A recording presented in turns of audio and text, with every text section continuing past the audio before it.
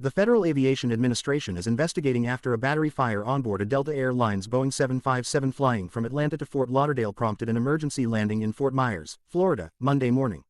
Flight 1334 was flying with 191 people on board when the crew reported smoke in the cabin, according to the FAA.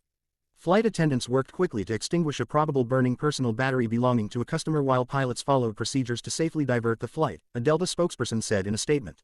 The FAA allows most consumer personal electronic devices with lithium-ion batteries in checked and carry-on luggage. However, spare batteries are only allowed in bags passengers take into the cabin with them.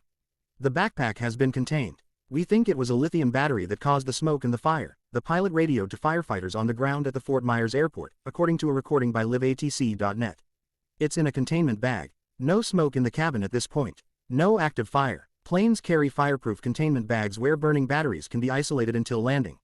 No injuries were reported, according to the airline. We appreciate the quick work and actions by our people to follow their training, and we apologize to our customers for the delay in their travels, the Delta spokesperson said.